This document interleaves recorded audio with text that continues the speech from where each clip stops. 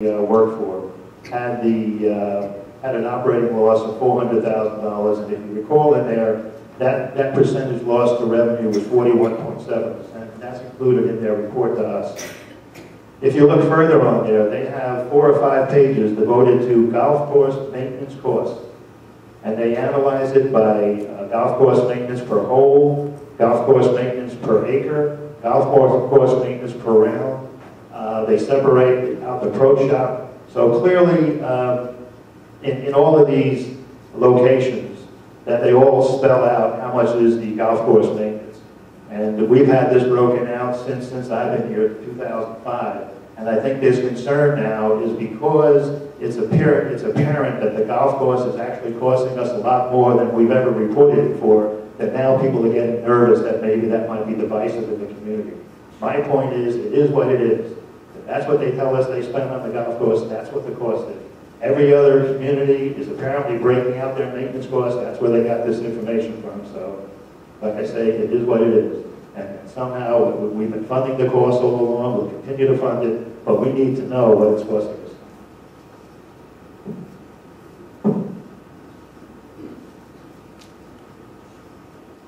Any further comments or questions? Any resident comments? No resident comments?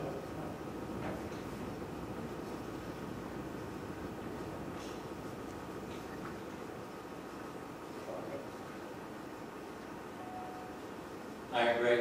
Fine, Greg. Just have a comment on the Gulf finance. My memory serves me back on the pages, it was somewhere in the neighborhood of $90,000 shortage. Several meetings back, when they were preparing the budget, there was a resident comment on the number that was used to project for the annual golf. It was brought up that the number was somewhere in the neighborhood of 250, if my memory serves me. And I noticed that when you did the food and beverage on the bar, the smart thing that was done was they didn't budget for surplus on the new bar. They did a wait and see kind of a attitude.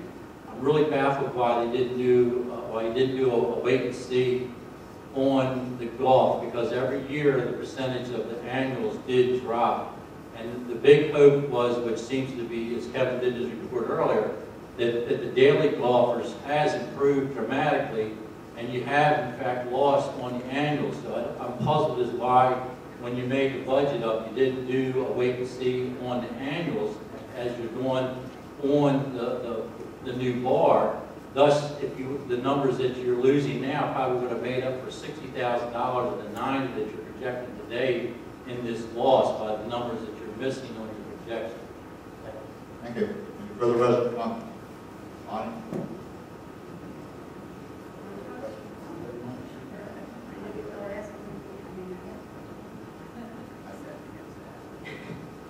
My comment is that the bottom line is that the expenses didn't change. So whether you call it, and I'm in favor of looking at it as one, because the golf course is comprised, some of that is common ground. So if the community looks at it, there wasn't a change in the bottom line of the budget. We have the revenue, and the revenue covers the expenses. And that's what our goal is every year when we set the budget. Any further resident comment? Further board comment or question? Ready to vote? All in favor signify by raising the right hand saying aye. Anyone opposed? Two opposed. Motion carries 5-2. Okay, approve clubhouse renovate or clubhouse front expansion. Yes, for anybody that wants copies, Kim's got some copies up on the table. Gary Witt, our facilities director, has been my delegate on the management team overseeing this construction project with me, for lack of a better term, the hands on the feet on the ground of the project. He's going to explain this. Larry Lampy of the Reserve Committee is also going to explain funding, and then we have Mark here from Bob Carroll, who is the on-site or the supervisor over this construction project. And if there's any technical questions that any residents would like to ask of him, after we've given our... No, we're not taking questions. That's right, sorry. You can ask him after the meeting. Can we give an update, construction update, Neil? Yes. Yeah, we're not going to take resident questions. Take comment. Good afternoon, everyone. First, I'd like to start by saying a special thank you to Neil Thompson and Bill Stowe for your continued support over the past years. That's from my staff and myself to you both, so thank you.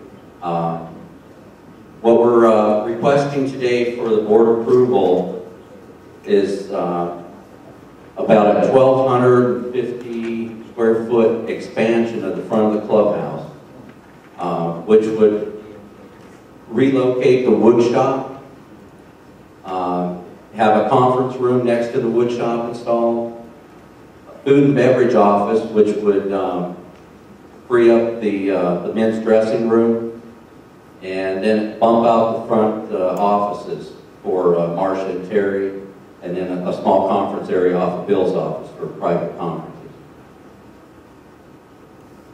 We're requesting, the funding is at $174,056.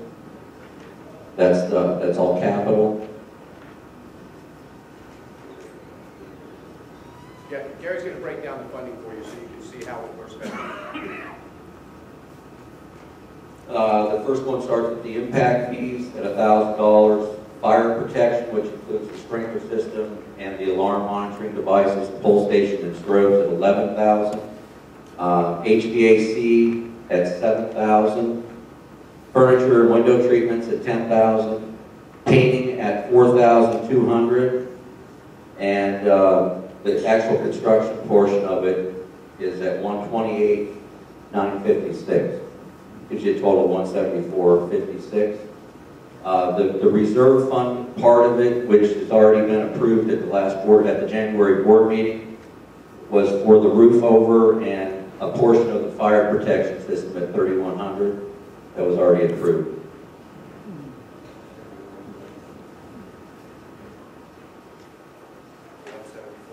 $174,56. Yeah, there's another, Gary, you can, Ken, there's another screen there. Yeah, what Gary just outlined, really, going through all the costs, is this number here. But I want to walk the board through all of the capital, and by the way, this may very well be the last project we do for this year, unless that budget comes in much better than what we think it's going to come in. So if the budget comes in better, we may deal with the kitchen expansion later on. But as of now, this probably will be the last project that we do for this year, with that as the caveat on the kitchen. But anyway, I think it's important for the board to understand that this is the cash balance we started the year with, $442,000. Remember when we were going through the budget, we said there was $78,000 in contingency? Well, once again, if everything else in that budget is okay, then the association will be showing a profit of $78,000. That will go into this cash balance, okay? But now here's the money coming out. The board has already approved, and in some instances we've already spent, the $65,000. That was for the, and by the way, this is just capital. All of the money in the reserve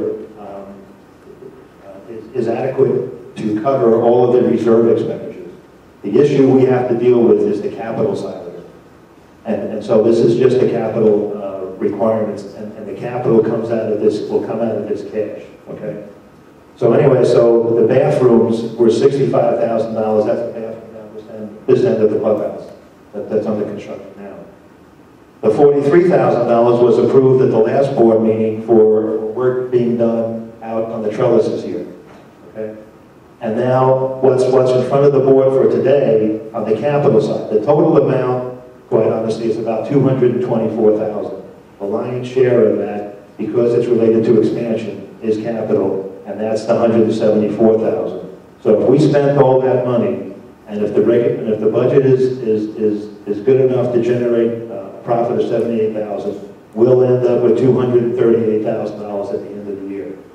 And I think it's important for the board to understand that the end of the year will be our weakest cash position come December. Every other month, you'll see a decline in cash balances, but this is sort of the weakest link in the chain, if you will be December. So at our lowest cash position, we'll be at $238,000, and I'm quite honestly, I'm okay with that. Again, just so the board understands, as originally we were talking that we'd like this number to be somewhere between $400,000 and $500,000, which is where it is now. That goal was set a couple of years ago, and at that time, either we didn't have or we weren't aware that the reserve has got a same contingency in it of some 470, 400, how much is it, Larry? Okay, the reserve has got a very similar contingency of $426,000. And what we felt we needed this cash for is the same thing the reserve is requiring a contingency. And that is if we had a hurricane that shut down the restaurant and shut down the golf course, the cash that we get in from those two amenities would stop. Now, we have business interruption insurance that would cover that, but the insurance claims, by the time we get that money, we still need cash to meet payroll and things like that. So we were trying to get to a $400,000 or $500,000. The reserve has got $400,000 or $500,000, and in essence, we're covering the same event. So therefore, if the reserve, and Larry makes sure that we don't dip down any further than that 400 some odd thousand, as long as he's got the money there, then this number here can fluctuate. And it will fluctuate down to the 238, and then the game plan will be over the next year or two to build that number back up to 400 grand again. So I think for this exercise and for the board to understand the total amount that we're spending, that it appears we're still okay when you take into account this money here plus the 400 some odd grand sitting in reserve. So I guess Neil, I guess I'll make a motion. That, before you make a motion, you cover the reserve part of it? It's just 47,000. 47,000. You approved it at last month's meeting. Okay. Fourth one now. That's correct. Okay. I think you ought to stipulate the amount. yeah, the 174. 170. Not to exceed or whatever that's Not to exceed. Not to exceed 174.56. $174,056. Is that your motion? Yeah, so I'll make a motion that we approve the expenditure of $174,056 to do the bump out. Your second? Mr. Stowe, second. What questions, comments? I have a question for Gary. At one of the presentations, there was a mention that the office on the opposite the food and beverage office by the hallway into the library might have a door into that hallway. Is that something that's planned? Because it seems like it's a little bit impractical to have the traffic going from office to office to office to get to that office. Yeah, once the walls are up, I mean, we can put doors wherever we feel that it's most functional for us. Yeah, because from The a park doesn't matter where you put the door. Well, from a practical purpose, if you had some kind of a fire or something out there, those back offices wouldn't be able to get out anywhere. Other comments or questions on part of the board? Yeah. Will there be a urinal in the men's room? No, No, there's no way to accommodate it? I know they signed a petition. no, we met with our, I spoke to the plumbing inspector for Pasco County, and the way it was drawn up and engineered, there's no room to meet the handicap requirements by putting a urinal in the men's room. Additional comments or questions? We do have a debate in Canada about those. Do you have any resident comments? If you have a comment, please come up to the table.